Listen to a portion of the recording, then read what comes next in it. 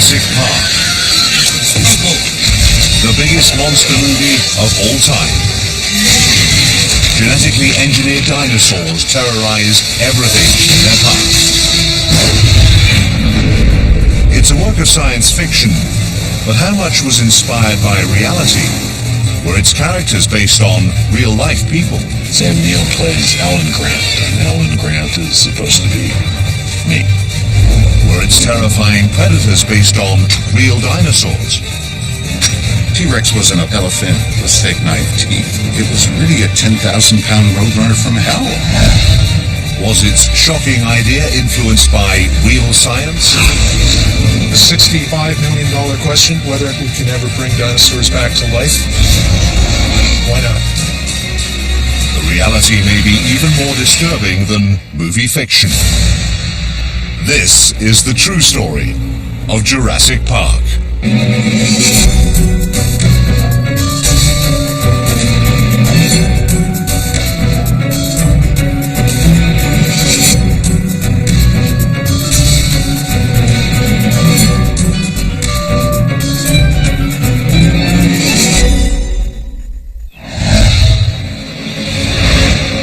July 1993, Jurassic Park was unleashed. Its revolutionary dinosaurs delighted and terrorized audiences around the world. They were billed as the most accurate ever created, but just how authentic were they?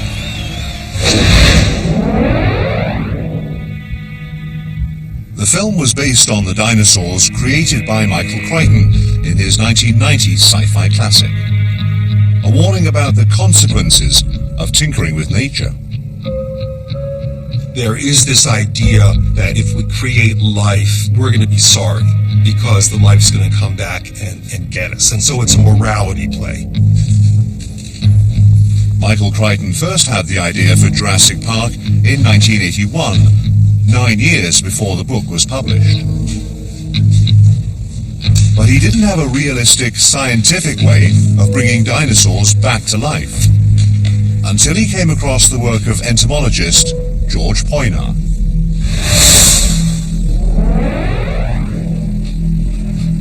Poyner was researching how ancient fossilized amber trapped and preserved million-year-old creatures.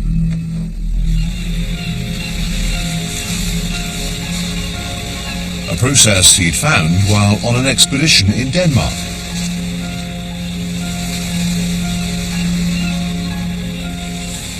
I remember lifting up this piece of amber, and I said, gee, what are those? They look like legs.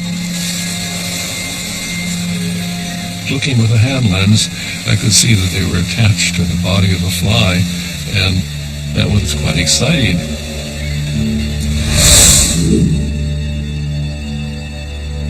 Amber starts as a sticky resin from trees.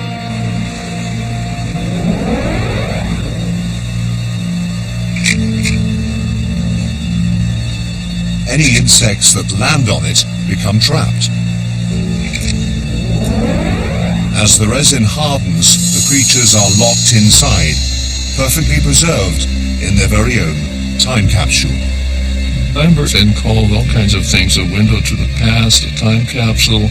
It's called that because of the organisms that it contains.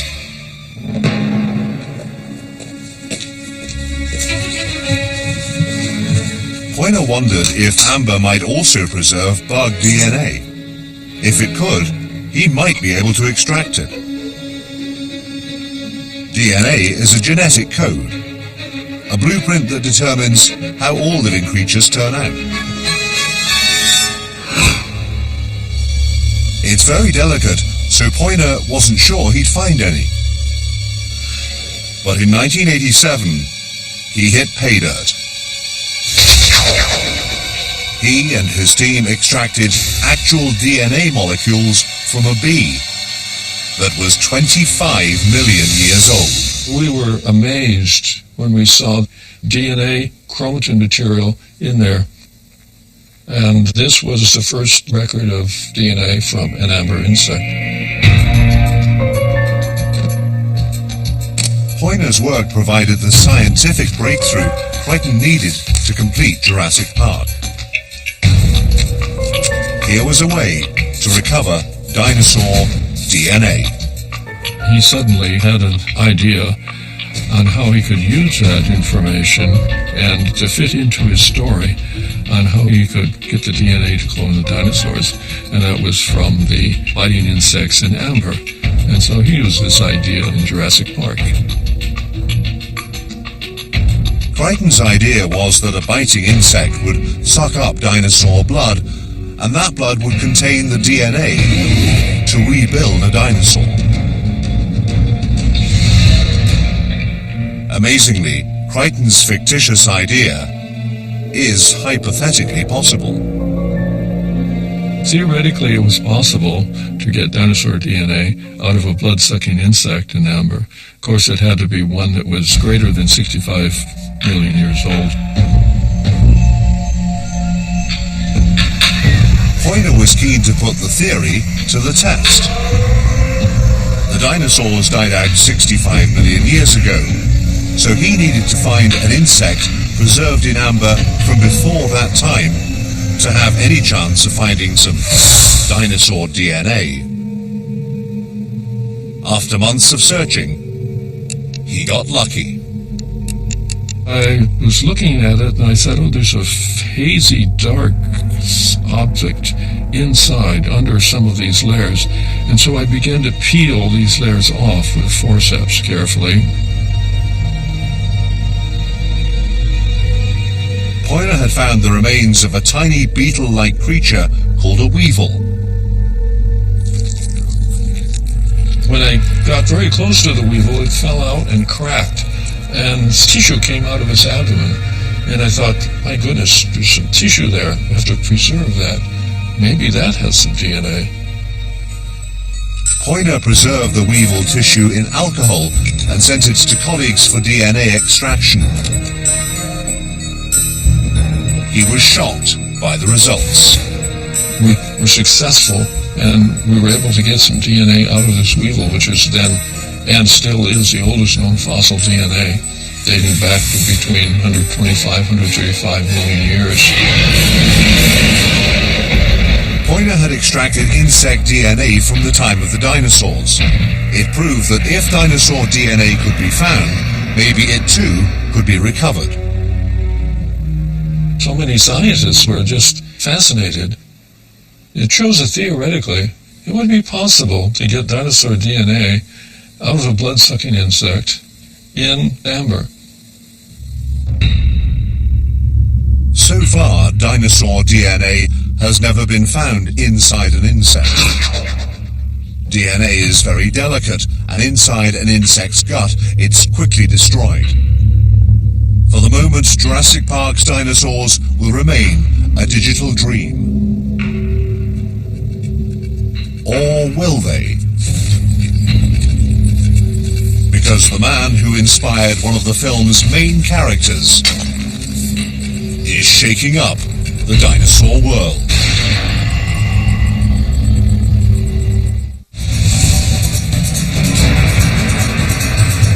Jurassic Park is one of the biggest grossing movies of all time.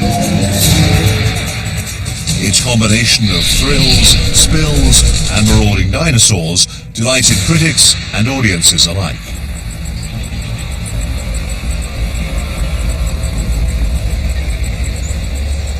Much of how the dinosaurs behaved in Jurassic Park comes from digs here in Montana. America's biggest dinosaur graveyard.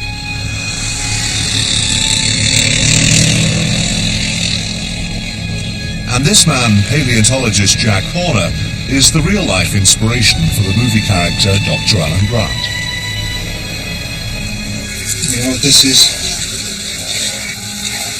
It's a dinosaur egg. Samuel plays Alan Grant, and Alan Grant is supposed to be me.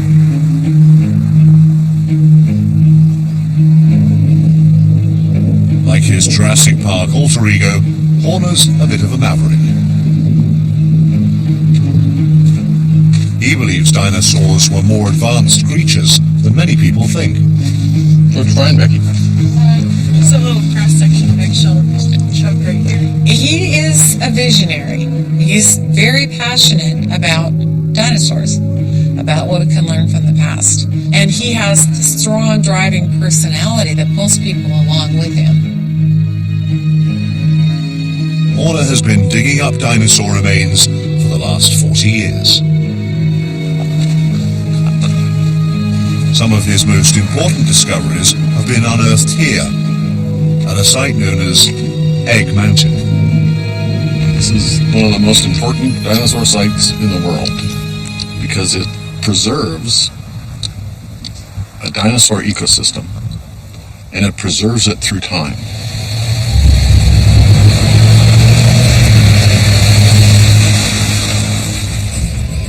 Egg Mountain was full of dinosaurs' nests.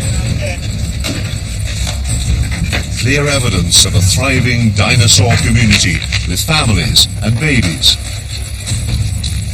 The discovery of many nests in one place rocked the world of paleontology. We have 3 nesting horizons on Egg Mountain. So we know that the dinosaurs nested, they went away, they came back, they nested again, they went away, they came back and nested again, at least 3 times.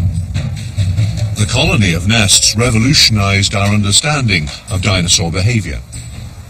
There's a piece right there. There's another little piece right next to it. Just little black flecks. And people had thought that, like other reptiles, the dinosaurs had just laid their eggs and abandoned them. But what we discovered here was not only did they lay their eggs and probably guard their eggs, but they also, when the babies hatched out, they were good parents. Dinosaurs were clearly much more intelligent, more advanced creatures than previously thought.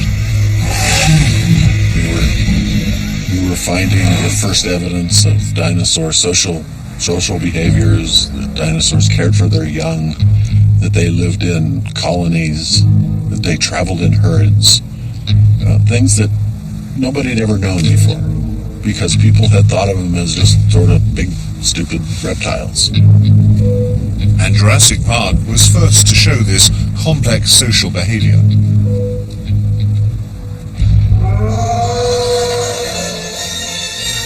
They do move in herds. In the movie, Alan Grant's seeing the dinosaurs moving in herds and acknowledges that he was right. So, same thing I would do.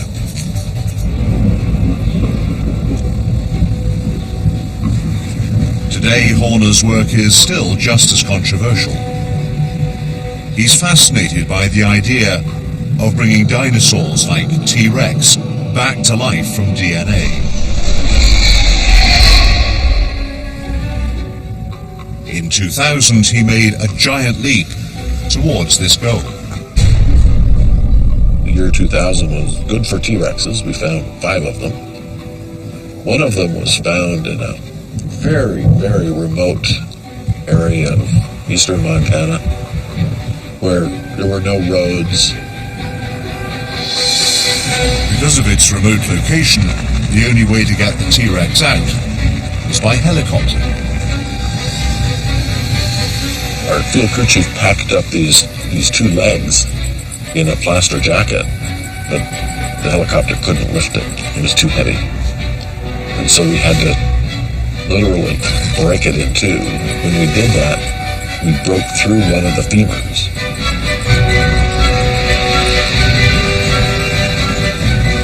This turned out to be a stroke of luck when Horner sent some of the bone to molecular paleontologist Mary Schweitzer. In her lab, she removed minerals from one of the pieces, and in doing so, she discovered something truly remarkable. She found dinosaur soft tissue, including blood vessels. I felt like everyone else that if you remove the mineral from dinosaur bone, you'd have nothing left. When the mineral was all gone, and there was still tissue there, and it just kind of went sprawling.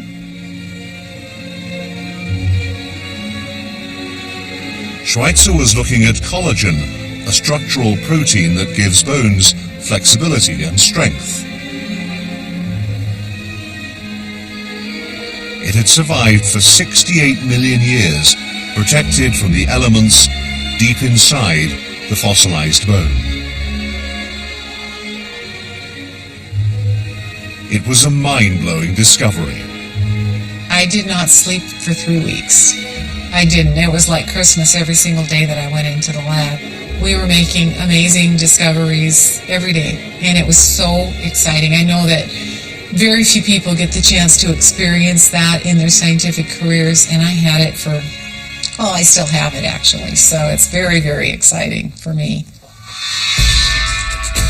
In total, Schweitzer extracted 7 different T-Rex proteins. Proteins do not contain DNA, but their survival suggests DNA could be present in the T-Rex bones. Today, the technology to extract it doesn't exist. But in the future, it may be possible. I think that we may be able to extract DNA from dinosaur tissue in dinosaurs that are exceptionally preserved like this one when the technology catches up with what we want. But what would they really look like, and how would they behave? The answer is more terrifying than even the movie Jurassic Park portrayed.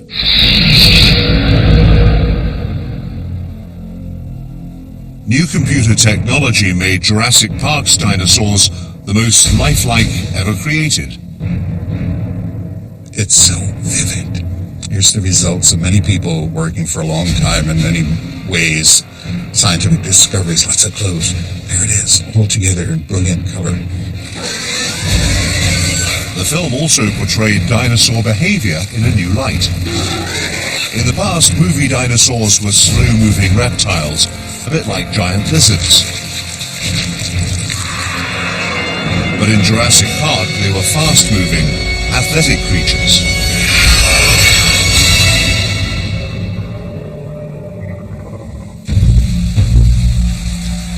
This new take on dinosaurs was inspired by the work of radical paleontologist Bob Barker.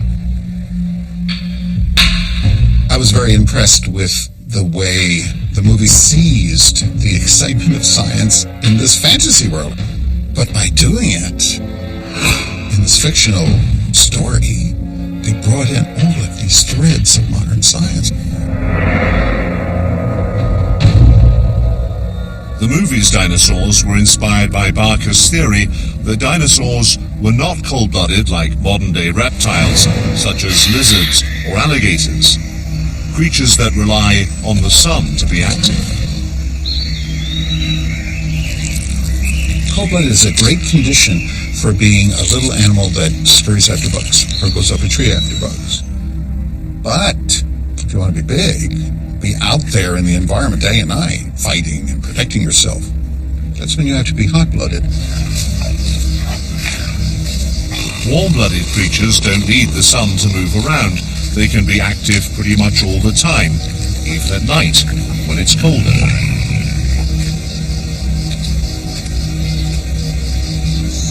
Cold-blooded creatures can only be active when the sun has warmed them up. Barker believes that because dinosaurs dominated the planet, they must have been warm-blooded. As long as dinosaurs existed, we furry mammals were the understory of evolution. Dinosaurs were superior to us in every known habitat. You have to conclude that. Therefore, to assume dinosaurs were cold-blooded is idiotic. In 1986, Barker published his theory in the book The Dinosaur Heresies. The essence of the dinosaur heresies is this. Dinosaurs were not cold-blooded, dinosaurs were not stupid, dinosaurs were not stuck in swamps, dinosaurs were not slow. That was what the book was about. Barker's theory inspired Steven Spielberg. His dinosaurs would not be slow-moving and cold-blooded. They'd be fast-moving, warm-blooded predators. If dinosaurs were cold-blooded, then a T-Rex in the cold rain would just be pedantic there, unable to move, unable to think, its body drained of the necessary heat to make the body machinery work. Jurassic Park's T-Rex didn't just stand still. It went on a rampage. But did the filmmakers go too far?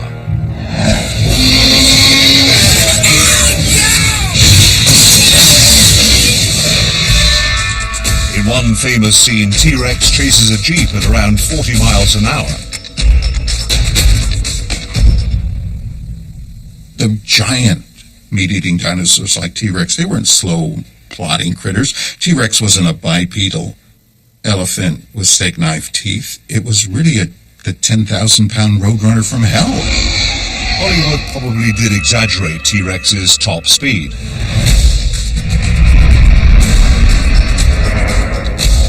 To understand exactly how fast it could run, scientists study its fossilized bones.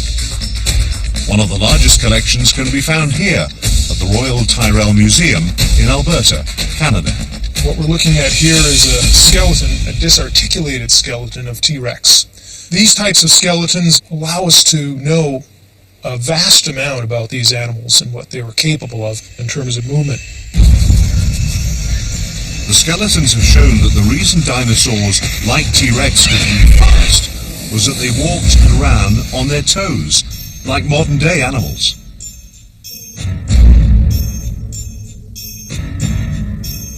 All you have to do is think of deer or dogs, which also walk around on their toes. They're very, very good at running with a very strong fore and aft motion.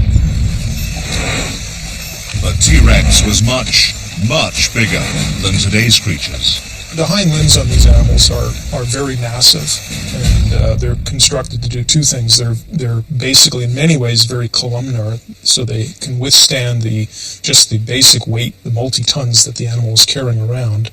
But they're also capable of moving the animal at relatively quick speeds.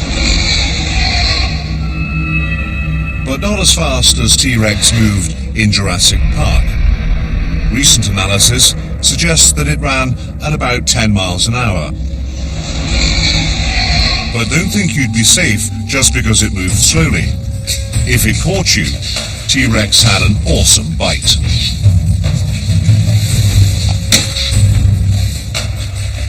What we have here are a whole host of meat-eating dinosaur teeth.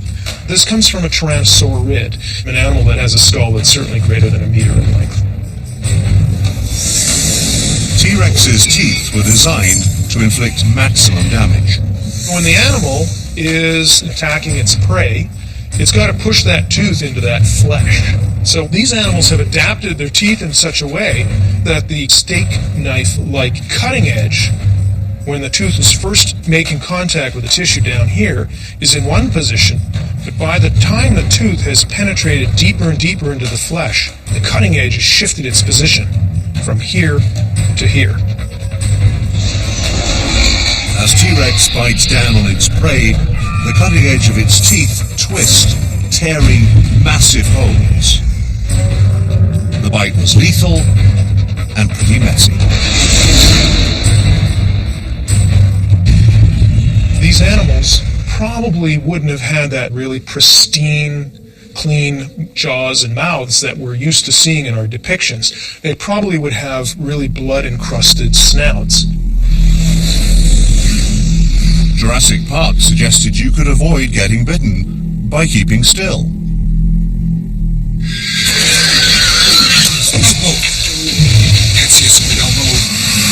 By not moving, you had a better chance of staying alive. The film was close, but they didn't get it entirely right. We know that if we stand perfectly still, a lot of animals can't see us. I mean, they don't recognize us as a threat. So chances are pretty good, a dinosaur wouldn't notice us either if we were perfectly still. It's thought that, like many modern animals, T-Rex detected movement. So anything static would blend into the background. But even with T-Rex's poor eyesight, if it was hunting you, you'd still be in trouble. Because it had another weapon in its arsenal, an incredible sense of smell. The biggest nerve in a T-Rex brain is the one going to the sense of smell. It's gigantic, it's not that big, like fire hose. The main sense was a sense of smell. That T-Rex might not have seen the kids, but it could have smelled them. It could have smelled every single character in the room and all of the sound men and extras and the guys with the commissary cart with the sandwiches. You know, when your sense of smell is that good, you can record 100,000 individuals. So the T-Rex had a terrible sinus infection in Jurassic Park 1. That's why it didn't smell the kids. T-Rex wasn't the only predator in Jurassic Park. Just as deadly were the raptors. Lethal killing machines that hunted in packs. The movie got it right in portraying them as vicious predators. But it got it wrong in what they looked like. They should have had feathers, like birds.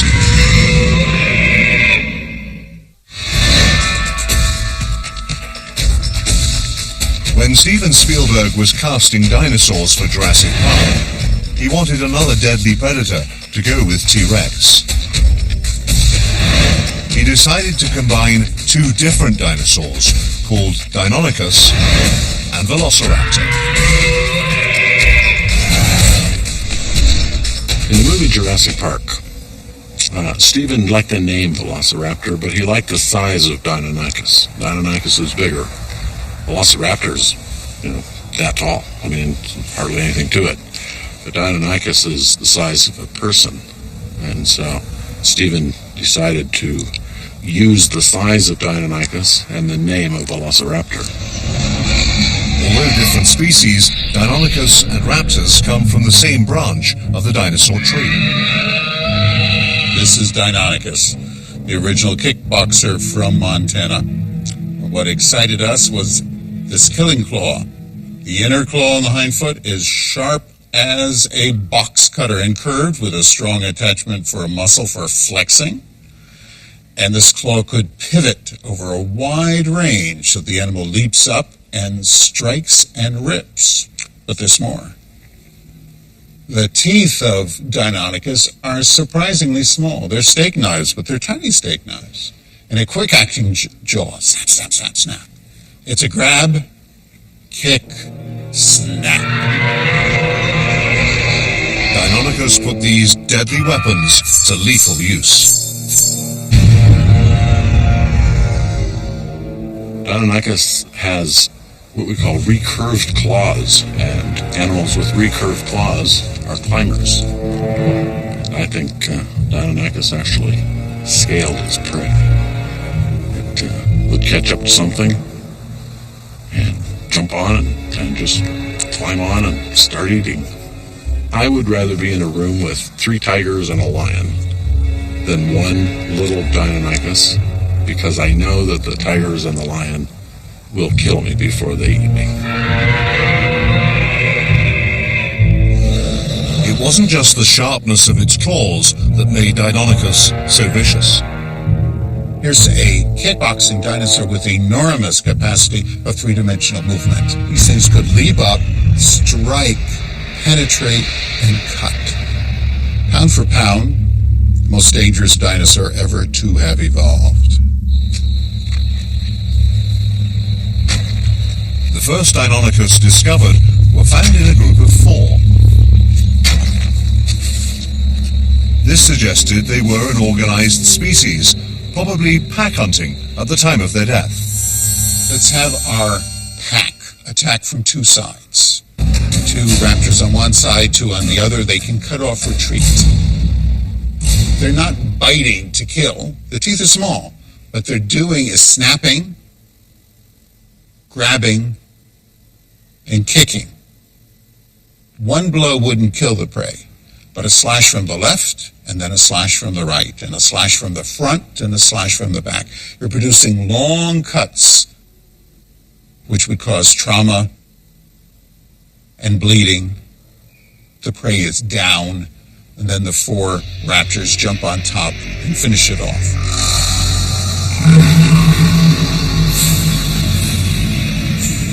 All the other members of the raptor family hunted in packs. The raptor family is a tight-knit group of species, sort of like dogs today, coyotes and wolves and foxes and domestic dogs, different varieties, built to the same general plan. That's like raptors. They are on average, the smartest, fastest, most maneuverable dinosaurs with the most complex choreography. Even the smallest raptor, Bambi raptor, which stood less than a foot high, was very mobile and lethal. It was also very intelligent.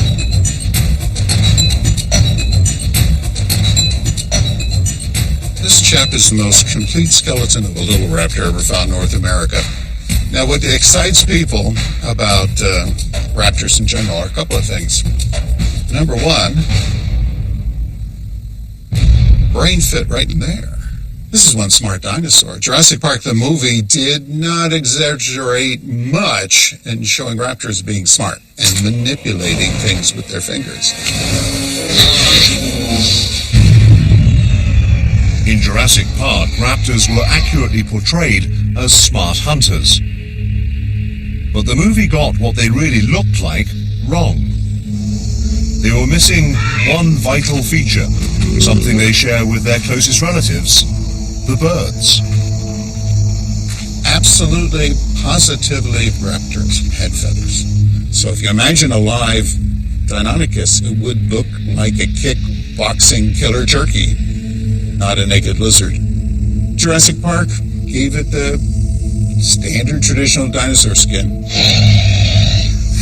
We can see the descendants of these feathered dinosaurs every time we look up at the sky. Have a look at birds the same way. Birds are dinosaurs. That's the only branch still alive today. But the essence of being a bird is being a dinosaur.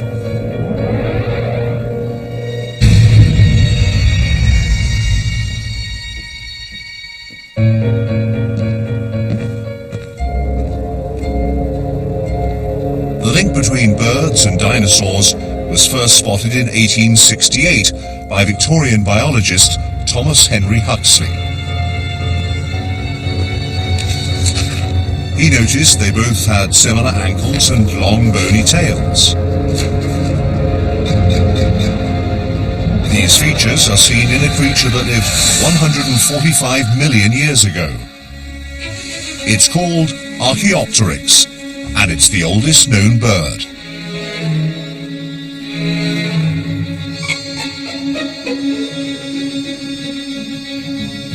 This is Archaeopteryx, identified as the first bird. It is also one of the earliest dinosaurs. The features of special interest are the wrists, the very long fingers, 3 of them, each with a very sharp claw, and a strong claw on the second toe for leaping up and kicking with. And then the lower pelvic elements have been pushed backwards so it could jump and twist and literally dance. And finally, of course, long bony tail, connected by muscles to the hind leg. 92% of this animal is a dinosaur, and yet, this is a bird. Preserved in the stone are the outlines of feathers. It's a bird and a feathered dinosaur. When legendary paleontologist John Ostrom compared Archaeopteryx and Deinonychus skeletons in the 1970s, he confirmed the link between raptors and birds.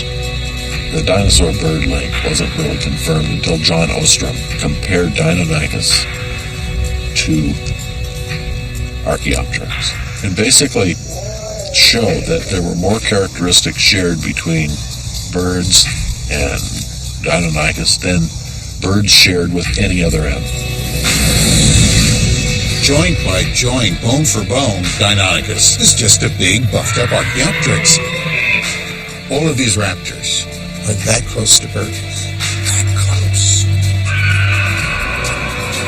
Now, modern-day birds are the key to bringing real dinosaurs back to life. And the chance to make Jurassic Park a reality.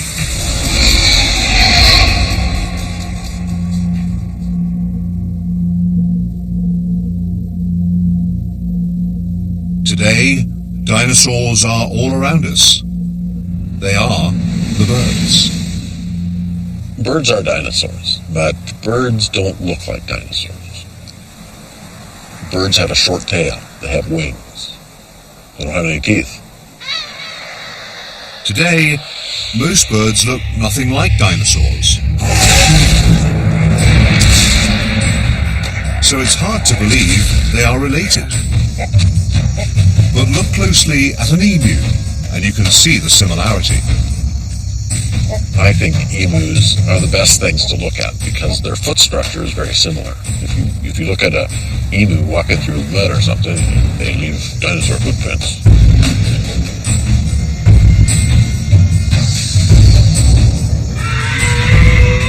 It's easier for us to see the relationship is because they're big.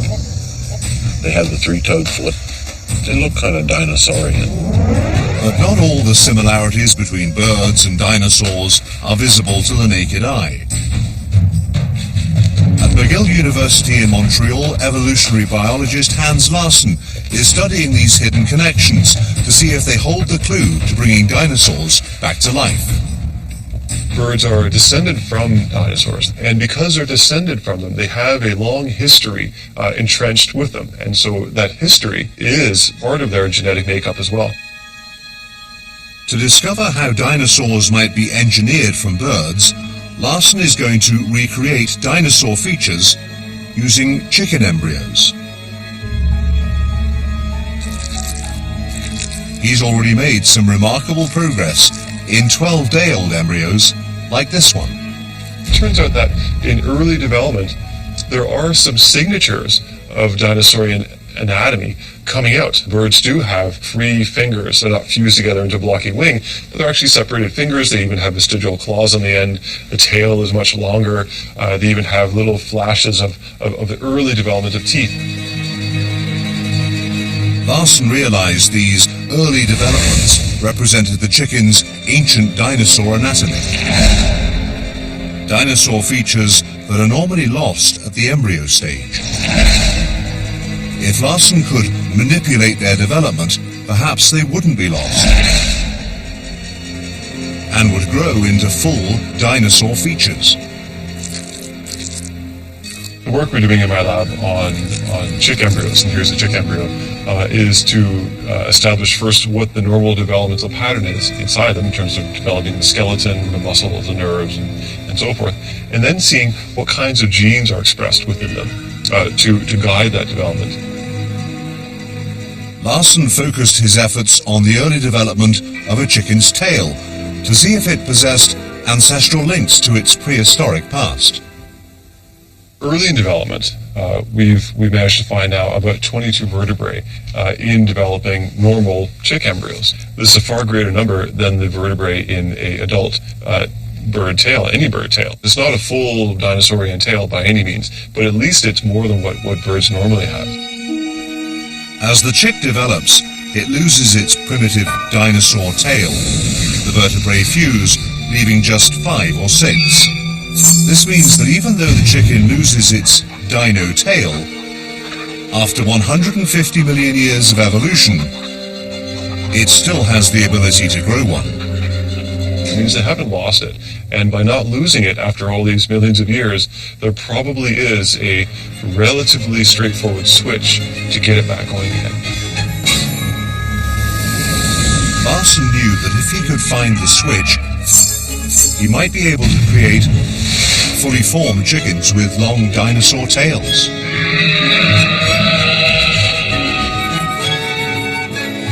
He implanted the embryos with different proteins.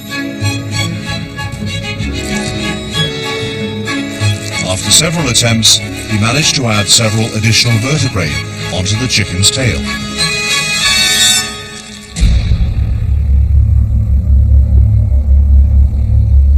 Pushing the bounds of tail development by adding on a few more vertebrae. By a few, I only mean about 2 or 3 more. What we can't do is break that limit yet, but a goal that we're working toward is to grow it long enough to be similar to that of a dinosaur tail. Then we're getting into grounds where we are likely rescuing dinosaur anatomy inside a modern bird. Larson's work is at the cutting edge of science. As his research progresses, he may be able to recreate many other dinosaur features. What we're working on in the tail is possible in theory to extend into other anatomies, like the feathers, like teeth. I think once we solve the problem for one anatomy, we'll move to the next one, and there's no end of anatomy to work on. It may eventually be possible to create an entire dinosaur out of a chicken. But Larson doesn't think this will happen anytime soon. We would be hard-pressed to create the entire anatomy. It's so complex, and to do that we would have to actually understand the entire genome of dinosaurs. However, we could at this stage select particular pieces of anatomy, things like the tail or the arm, the wing, teeth, feathers, and see if we can rescue those or transform those back into a dinosaurian anatomy. I think if we start there, we'll have a better idea where we might end up. The idea of creating a dinosaur has captured Larson's imagination. The creation of an entire dinosaur will be an amazing feat, but I think we always have to keep in mind that it's still a bird, and so it would only be mimicking the anatomy of a dinosaur. In the future, it may be possible to recreate many different extinct creatures. But does this idea, the inspiration behind Jurassic Park, have any real value? Or is it just scientists playing God?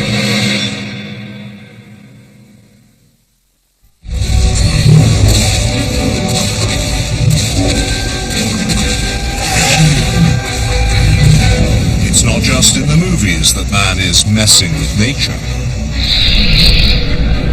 Bringing extinct species back to life is now becoming a reality. In the future, we may have real Jurassic Parks.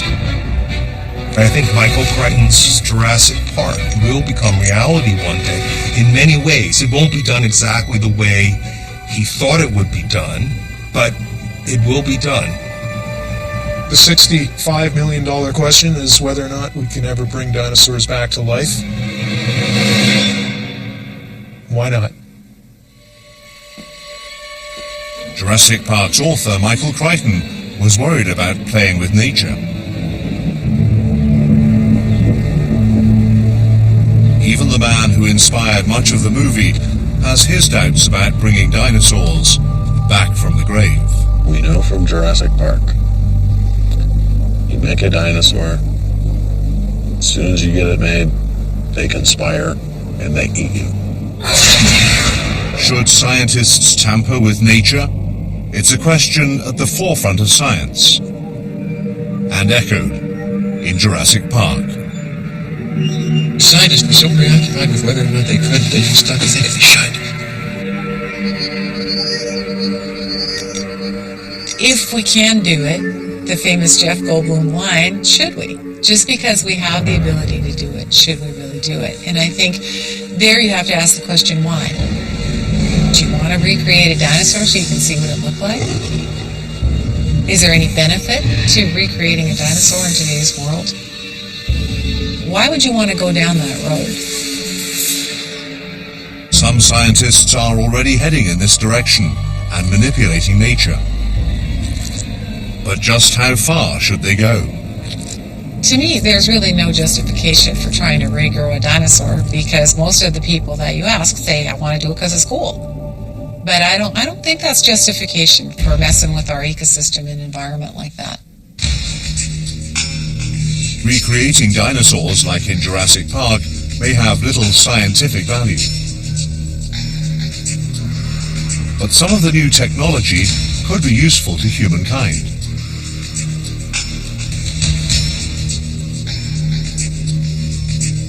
We might create artificial life that could solve some of the problems we face on Earth right now, like environmental disasters. Artificial life is beginning to happen right now, and it's going to benefit humankind. We can create organisms that will eat oil spills. This is a big thing that people have thought about doing. We can create organisms that will do anything we can imagine. These artificial bugs could be engineered to produce fuel that would help us tackle climate change. We have a problem in terms of our energy use, and the problem is that we depend upon fossil fuels. We burn them to get energy, and that releases carbon dioxide. With synthetic life, we can overcome all of these problems. We can create organisms that will directly take light from the sun in the most efficient way possible and turn that light into a form of energy. And you can replace all the fossil fuels this way. However, the idea of creating new artificial bugs still worries some scientists. They fear that there may be unpredicted consequences from tampering with nature.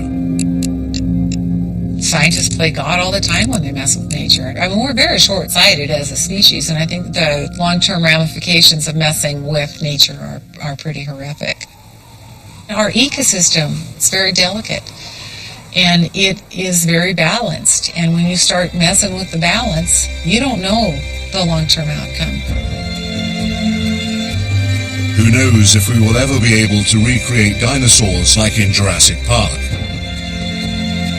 But the movie did achieve one major thing. It made science cool, and opened many people's eyes to the possibilities of science and technology. We owe an enormous amount to the book Jurassic Park and the movies Jurassic Park because it put electricity into the classroom. Not just about dinosaurs, but about DNA, pack hunting, the size of the brain, the shape of the claws, and good art has always done that. The great dinosaur movies have always increased scientific literacy in a fantastic way. And yes, Jurassic Park did it and continues to do it through the medium of film in a beautiful way. We may never see herds of dinosaurs marching across the plains like in Jurassic Park. But the movie has reminded us that dinosaurs are still all around us today, up in the air. Because birds are living dinosaurs, the true descendants of the fearsome raptors from Jurassic Park.